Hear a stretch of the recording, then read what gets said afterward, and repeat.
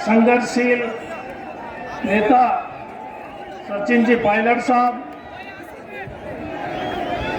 MLA साहब वीरेंद्र जी चौधरी, मुकेश जी बाकर, रामन जी गावड़िया, पूर्व मंत्री नसीम जी अख्तर,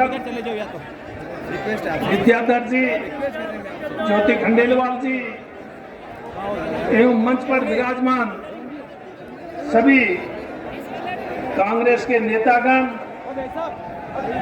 बुजुर्गों, नौजवान साथियों,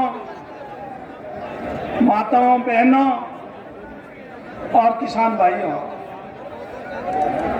आज यहाँ पर नागौर की इस ऐतिहासिक नगरी में इस पावन धरा पर आयोजित इस किसान सम्मेलन में पधारे हुए आप सभी महानुभावों का मैं बहुत बहुत धन्यवाद करता हूं और आभार प्रकट करता हूं कि आप इतनी बड़ी तादाद में हमारे नेता पायलट साहब को सुनने के लिए यहाँ पधारे हैं। आपको ध्यान होगा पिछले विधानसभा के चुनावों में 2013 में कांग्रेस की स्थिति क्या हो गई थी। राजस्थान में केवल 21 एमएलए ही कांग्रेस के जीत पाए थे। उस स्थिति में राजस्थान की कांग्रेस की संगठन की बागडोर पायलट साहब को संभलवाई थी और पायलट साहब ने 5 साल तक जो संघर्ष किया उसका वर्णन पूरा करूं इतना समय नहीं है, लेकिन आप सब लोगों को पता है किस प्रकार से 5 साल उन्होंने पूरे राजस्थान में गांव-गांव, ढाणी-ढाणी, घर-घर घूम करके कांग्रेस को मजबूत करने का काम किया। यहाँ पर भी संभागीय सम्मेलन की बात कही गई। बाड़मेर में भी पायलट साहब आए थे। एक एक दिन में कितनी सारी मीटिंगें की और वहाँ पर बाड़मेर में रात को एक किसान रुगनाथ जी विष्णु करके थे, उनके घर में रात को वहीं पर रुके थे। और उसके बाद में हमारे पास में ही, पड़ोस में ही, हमारे यहाँ भी और सांचौर में, बाड़मेर और जालोर जिले में जब बाढ़ आई थी तो उस समय लगातार 1 हफ्ता से ज्यादा वहाँ पर रुके थे एक होटल में, कुशल होटल, और रुक करके फिर राहुल जी का भी प्रोग्राम बनाया। राहुल जी भी वहाँ आए। तो इस प्रकार वो उन्होंने जालोर और बाड़मेर जिले में लगातार 7 दिन तक वहाँ पर बैठे रहे। इस प्रकार अगर पूरे राजस्थान के उनके 5 साल की जो कांग्रेस को मजबूती में योगदान रहा उसका मैं वर्णन करूं इतना समय नहीं है, लेकिन उसका परिणाम आप लोगों ने देखा।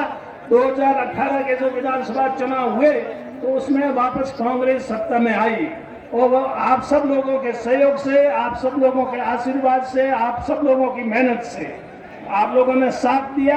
लेकिन उसके बाद में जो स्थिति हुई वो सब आपके सामने है, मुझे कहने की जरूरत नहीं। आज इस समय पायलट साहब सिर्फ विधायक है और किसी पद पर नहीं है, न वो संगठन में है न वो सत्ता में, फिर भी इतना हुजूम उनको सुनने के लिए आया है। तो ये किस बात को दर्शाता है? ये मैं समझता हूँ इस बात को दर्शाता है कि आप लोगों का पायलट साहब के प्रति असीम स्नेह, प्यार, सहयोग और आशीर्वाद है। आप उनको आशीर्वाद देने के लिए यहाँ आए हैं। आज मुझे ये आज के समय में राजनीति सेवा का एक माध्यम थी, लेकिन धीरे धीरे राजनीति सेवा का माध्यम नहीं होकर के एक ये व्यवसाय का रूप धारण कर रही है, जो कि हमारे लोकतंत्र के लिए एक खतरे का संकेत है। हम लोग, मैं 1980 में पहली बार विधायक का चुनाव लड़ा और चुनाव जीत करके आया था। वैसे मैं राजनीति में 1973 से जब मैंने वकालत शुरू की थी तब से था, लेकिन चुनाव 1980 में लड़ने का मौका मिला। अब आप समझ लो 73 और 80 को भी लो तो कितने साल हो गए, 80 को भी लो तो 42 साल से ऊपर हो गए। और अभी 1 साल बाद में चुनाव हो जाएंगे 43 साल, और 73 से देखो तो 50 से ऊपर हो जाएंगे। और उम्र का भी अगर देखो तो मेरी उम्र अब 75 हो गई है। अभी बन्नाराम जी जो मेरे साथ पढ़ते थे जोधपुर यूनिवर्सिटी में, प्रधान भी रहे, और तो ये पूछ रहे थे अब 75 साल का, आज 16 जनवरी है, कल 17, परसों 18 मेरा जन्मदिन है, 18 जनवरी, तो 75 साल का हो जाऊंगा। फिर भी मैं इस चुनाव में राजनीति के लिए, पद के लिए डटा रहूं और दूसरों को मौका नहीं दूं, तो ये कहाँ तक उचित है? दूसरों को भी मौका मिलना चाहिए। आज युवा लोग हैं, अब ये युवा लोग भी उम्मीद रखते हैं कि हमारा भी कभी मौका आएगा, हम भी कभी चुनाव लड़ेंगे, एमएलए बनेंगे, आगे बढ़ेंगे, मंत्री बनेंगे। पर हम लोग अगर उनको मौका देंगे ही नहीं तो इनको मौका मिलेगा कहाँ से? आज रामनिवास जी है, मुकेश जी भाकर है, ये युवा है, इनको मौका दिया तब तो मौका मिला। हम पुराने लोग जो 80 से सत्ता पे बैठे हैं, संगठन में हैं, तो हम लोगों को विचार करने की जरूरत है। अगर हम लोग विचार नहीं करेंगे तो ये युवा लोग हमें धक्का मार करके कब्जा कर लेंगे, फिर उसमें क्या शान रहेगी? इसलिए शान तो इसमें है कि हम खुद इनको मौका दे दें, उसमें हमारी शान रहेगी। मैं तो ऐसा मान करके चलता हूँ। इसलिए कहने को बहुत बातें हैं। अभी कह रहे थे मुकेश जी भाकर, किसानों की स्थिति कोई ज्यादा अच्छी नहीं है। हालांकि हम सत्ता में, इसलिए हमें कह नहीं सकते, लेकिन आज बिजली की स्थिति, आज की तारीख में बिजली के हालात क्या है? लोगों को मेरे पास फोन आते हैं, बिजली नहीं मिल रही है, किसानों की फसलें जल रही है, किसानों ने फसलें बो दी, तो आखिर इसका इंतजाम कौन करेगा? या तो पहले बता देते कि आपको बिजली नहीं मिलेगी, तो वो बुआई नहीं करते। उन्होंने बुआई कर दी, सारा खर्चा कर दिया, और आज बिजली नहीं मिल रही है तो किसानों की क्या हालत? इस तरह की अगर ऐसी बात है तो इसके लिए किसानों को, सबको, आपको एकजुट होना पड़ेगा। अगर आप एकजुट होकर के अपनी समस्याओं के समाधान के लिए संघर्ष नहीं करेंगे तो आपकी जो है समस्याओं का समाधान मुश्किल होगा। इसलिए मैं ज्यादा कुछ नहीं कहता, यही कहूंगा कि आप लोग मजबूती से खड़े रहें। नागौर यहाँ से ये 1959 में 2 अक्टूबर 1959 में पंचायती राज का सम्मेलन नागौर से ही नेहरू जी ने किया था। तो ये नागौर जो पूरे हिंदुस्तान में आज पंचायती राज संस्थाएं कायम है, ये पंचायती राज में भी जो ये आरक्षण का है, ये किसने किया? ये भी कांग्रेस पार्टी ने किया।